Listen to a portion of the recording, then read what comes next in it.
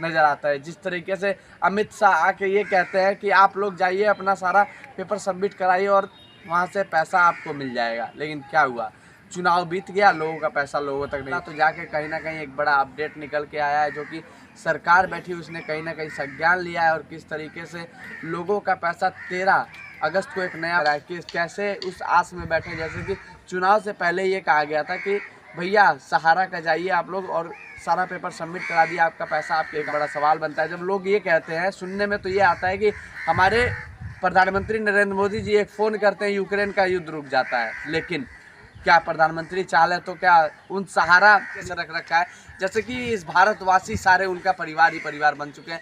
लेकिन जब किस तरीके से छोटे से कंपनी ने, चिटफट कंपनी से किस तरीके से गोरखपुर से शुरुआत करते हैं और किस तरीके से लोगों के साथ ये गुमराह का खेल खेला जाता है, कहीं ना कहीं इस पर एक बड़ा सवाल है। आखिरकार लोगों कुछ ना कुछ काम करेंगे, बड़ा काम करेंगे, क्योंकि उनकी खून पसीने की कमाई है। आपको ये बता दूं, अगर गरीब 13 अगस्त से एक नया अपडेट आया था सहारा को लेकर, लेकिन कहीं दोबारा जुमलेबाजी तो नहीं की जा रही है, जैसे कि सहारा के लोगों के साथ वो सहारा के गरीब जिन्होंने पैसे उसमें इन्वेस्ट किए थे ये सोच के कि इन फ्यूचर हमारा बहुत ज़्यादा काम देगा, तो कहीं ना कहीं जैसे अमित शाह जी के द्वारा पिछले चुनाव से कुछ दिन पहले ये कहा गया था कि भैया जाइए आप अपना सारा कागज़ सबमिट कराइए, आपका पैसा आपके अकाउंट में चला जाएगा, लेकिन क्या हुआ, मात्र कुछ ही करोड़ रुपया लोगों के अकाउंट में पहुंच पाया, वो भी सिर्फ 12 साल के अंदर इतने करोड़ रुपए ही लोगों के अकाउंट में पहुंच पाए। जहां तक कि ये बताया जा रहा है, जो कि रिपोर्ट के मुताबिक ये है कि लगभग 1,500 करोड़ रुपए सहारा में इन्वेस्ट किए गए थे और वो सारे पैसे उन लोगों के थे जो बेचारों ने किसी के घर रोटी कुछ काम करके, मतलब इस तरीके से काम करके उन लोगों ने इस पैसे को पाई पाई करके जमा किया था। लेकिन क्या हुआ उन लोगों के साथ, बस उन लोगों के साथ बस खेल खेला गया और किस तरीके से कहीं ना कहीं राजनीति इसमें बड़ा खेल नज़र आता है। जिस तरीके से अमित शाह आके ये कहते हैं कि आप लोग जाइए अपना सारा पेपर सबमिट कराइए और वहाँ से पैसा आपको मिल जाएगा, लेकिन क्या हुआ, चुनाव बीत गया, लोगों का पैसा लोगों तक नहीं पहुँच पाया। फिर उसके कुछ ही दिन बाद जब पार्लियामेंट में घमासान होता है, क्या पक्ष के नेता क्या विपक्ष के नेता सभी धावा बोलते हैं निर्मला सीतारमण के ऊपर कि भैया आखिरकार सहारा में जो लोगों ने पैसा जमा किया था उनका पैसा अभी तक क्यों नहीं मिल पाया। इस पर किस तरीके से निर्मला सीतारमण जी ने जवाब दिया था कि भैया हमने कब मना किया, हम तो आपके लिए कोर्ट में 2-2 3-3 बार गए, लेकिन लोग ही पैसा लेने को नहीं तैयार है। कागज़ हमारे पास लेके आइए और हम पैसा देने को आपको तैयार है, हम हाथ जोड़ के आपको बुला रहे हैं।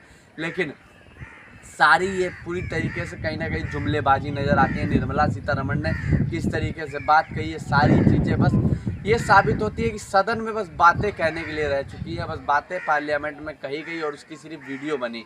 और कहीं ना कहीं अगर देखा जाए जनता के बीच में जब इसकी घमासान बातें हुई, पक्ष ने क्या विपक्ष क्या पक्ष सभी ने उस पर धावा बोला, तो जाके कहीं ना कहीं एक बड़ा अपडेट निकल के आया है, जो कि सरकार बैठी उसने कहीं ना कहीं संज्ञान लिया है और किस तरीके से लोगों का पैसा 13 अगस्त को एक नया पोर्टल जारी करके ये कहा कि आप सारा दोबारा उसमें रिसबमिट कराइए सारा पेपर। लेकिन समस्याएं इसमें ये आएंगी, कहीं ना कहीं गांव में आज भी बहुत ऐसे लोग हैं जो पढ़े लिखे नहीं हैं, वो बेचारे कहाँ जाएंगे, उनके पास अगर उनका बॉन्ड उनका कागज़ नहीं है तो आखिरकार कहाँ वो अपना सबमिट कराए, किस दाव पेज पे वो सबमिट कराए।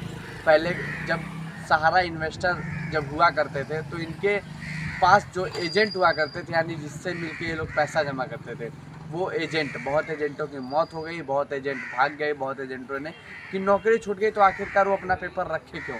कहीं ना कहीं इस पर एक बड़ा समस्या सामने आता है। गांव में भी आज ऐसे लोग हैं जो कि बैंक जाते हैं तो अंगूठा लगा के पैसे को निकालना पड़ता है, लेकिन अब वो सोचिए किस तरीके से गांव के लोग हैं जो कि आज भी ऐसे लोग हैं जो कि अनपढ़ हैं, जिनको पेन चलाना नहीं आता, तो आखिरकार वो कैसे सबमिट कराएंगे। अगर सबमिट भी करा लेते हैं किसी तरीके से, तो जिनके पास कागज़ नहीं है, जिनके पास कागजात नहीं है, जिनके पास बॉन्ड नहीं है, वो बेचारे कहाँ जाएंगे। इस पर कहीं ना कहीं एक बड़ा सवाल बनता है।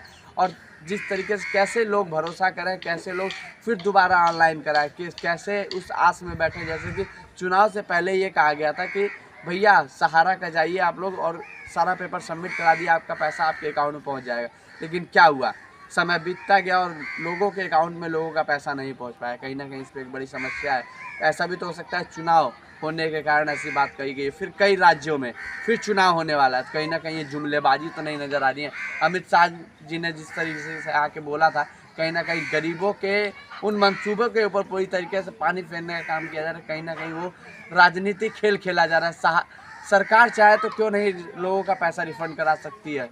अब कहीं ना कहीं इस पर एक बड़ा सवाल बनता है। जब लोग ये कहते हैं, सुनने में तो ये आता है कि हमारे प्रधानमंत्री नरेंद्र मोदी जी एक फ़ोन करते हैं, यूक्रेन का युद्ध रुक जाता है। लेकिन क्या प्रधानमंत्री चाहे तो क्या उन सहारा निवेशकों का पैसा उन तक नहीं पहुंच पाएगा?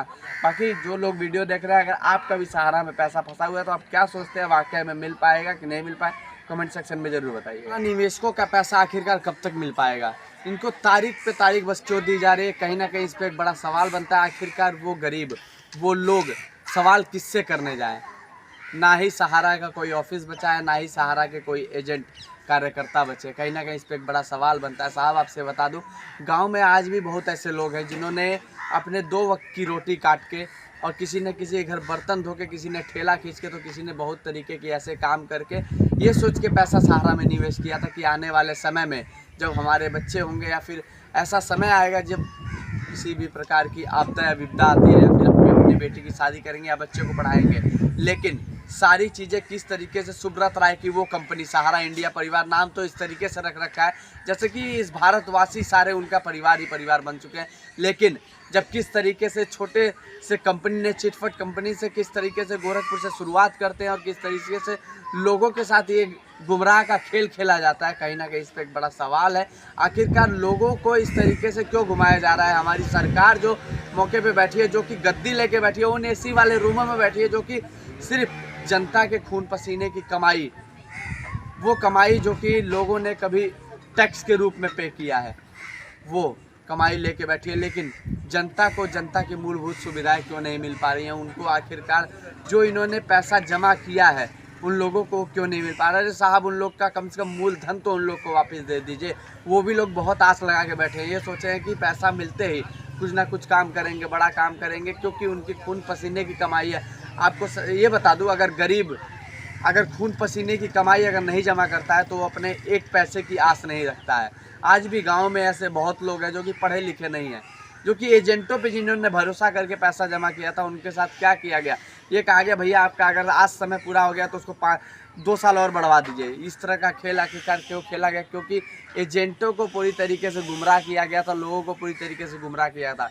अब किस तरीके से सहारा इंडिया परिवार, जो सुब्रत रॉय थे, उन्होंने किस फील्ड में पैसे को इन्वेस्ट नहीं किया? कहीं ना कहीं गरीबों के उन पैसे को ऐसी जगह इन्वेस्ट किया।